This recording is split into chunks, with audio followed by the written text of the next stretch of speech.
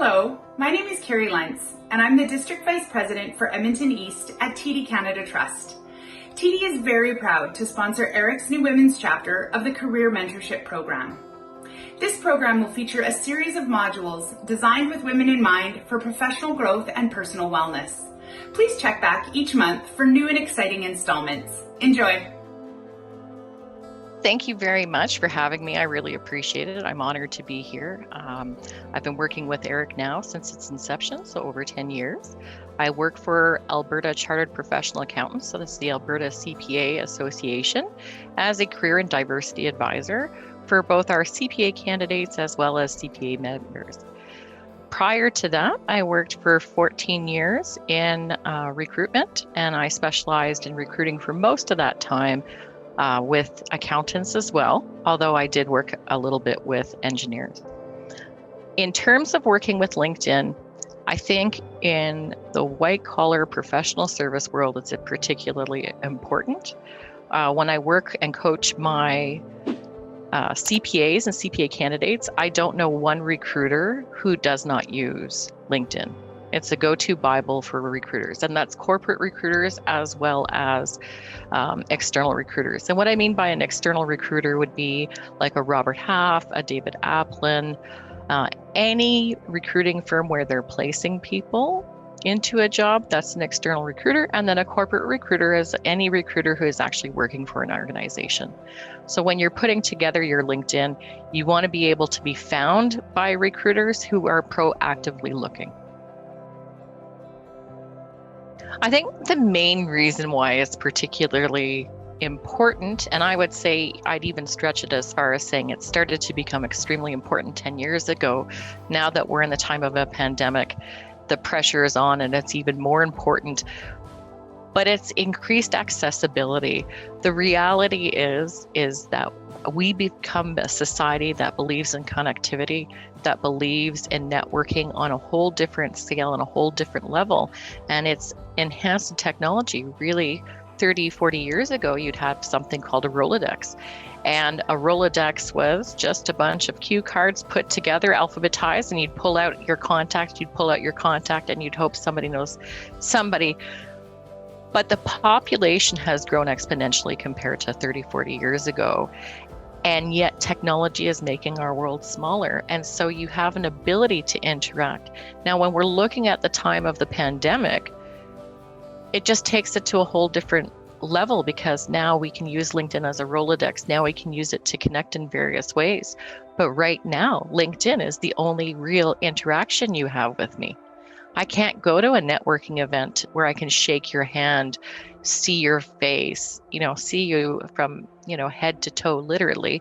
I can only see your face, and my first interaction may be your image. So I think there's that component where your LinkedIn is your first impression. The other thing is economies ebb and flow.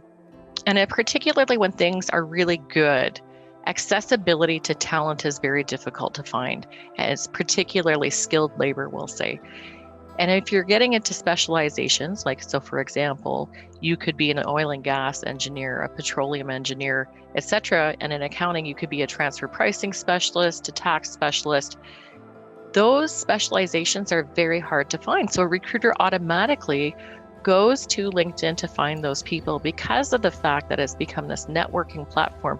Even people who are not looking for work have a platform because they're using it to connect.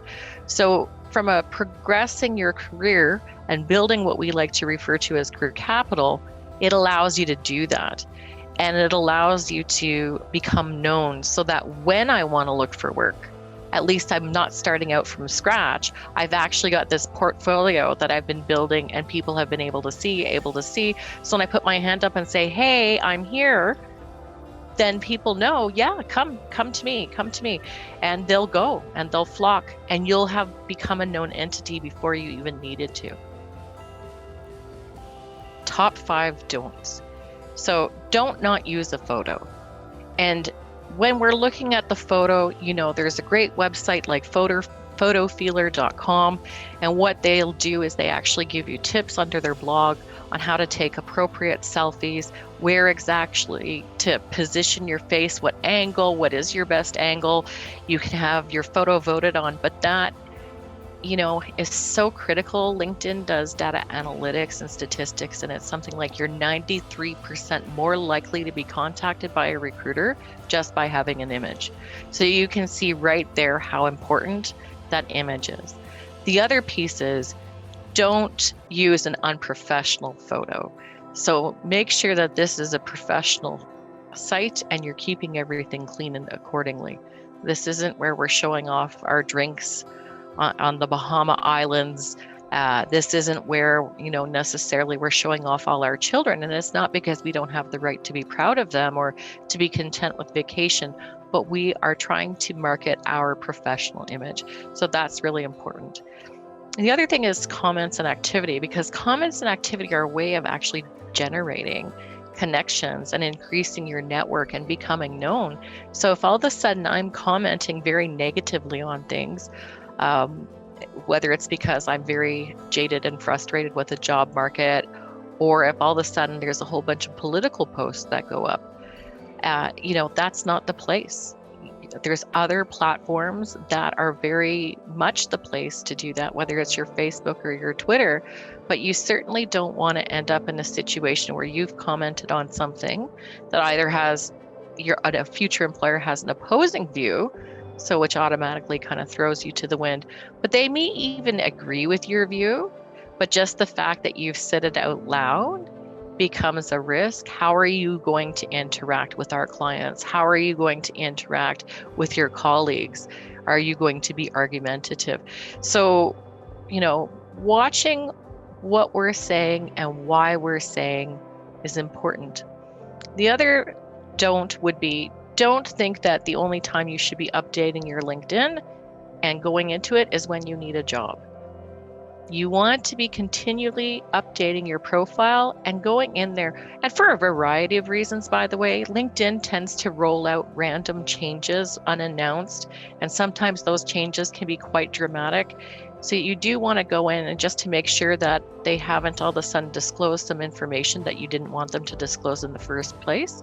I can tell you when they made birthdays available, I was quite mortified when I got a bunch of happy birthdays in my inbox. So you just want to make sure that that's up to date, but you don't want to leave it to the only time you go into it is when you need it, because we also want to give. And I hate spending time talking about don'ts because I prefer to talk about do's. Don't ignore your contacts. How about? And I would want to say do reach out to your contacts. But let's say, since you asked don'ts, let's go with don't ignore them. Don't leave them to be only spoken to, a year or 2 years later when I need you and I need something from you.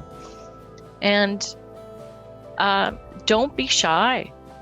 I would say that's really important. You want to actually feel like, yeah, you can connect with people, you can ask them questions, and you can use it as a way to gain informational interviews or to promote yourself. So don't be shy on that front. It's a social media platform with the intention of you being able to network. And if somebody doesn't connect with you or accept an invitation, as long as you personalized it and they are making an educated decision, then, you just go on to the next person. It's okay to not connect with everybody you send an invite to, but don't be shy, because if you don't do it, you definitely don't get a yes. You do want to network on it regularly and expand your network on that. And there's so many ways to do it. So if you share an article, which I believe you should share activity with people for a lot of different reasons, but if you share an article and you see somebody's liked your article that you're not connected to, do reach out to them and send them a personalized invitation saying, I saw that you liked my article. I wanted to reach out and just say thank you very much for doing so. I thought we'd connect since obviously we have a shared interest. If somebody's made a comment that you're not connected to on your article or anything that you're sharing, reach out again saying thank you for your comment. I really appreciate you engaging and interacting on this topic. Let's connect and stay networked. Do throw at that activity so that you can be out there and be front and center with these people. And do use your colleagues to expand your network and ask for introductions. Do use the search functions to connect with people. Do use the groups and interact with people through the groups. You can send invitations without having to have in-mails to people that you're in groups with. So do that. Do show off your education and certification when it comes up. Do be careful that it's not something that somebody can use for identity theft, but do self-promote. If you're working on a new project, mention it, put it inside of your experience section. This is career capital. Career capital is the skills that you need to do something, showing those off, the people that you know to help you move forward in your career, and then the experience that you gain to implement your learnings, as well as showing that to your network, and your network being able to attest it.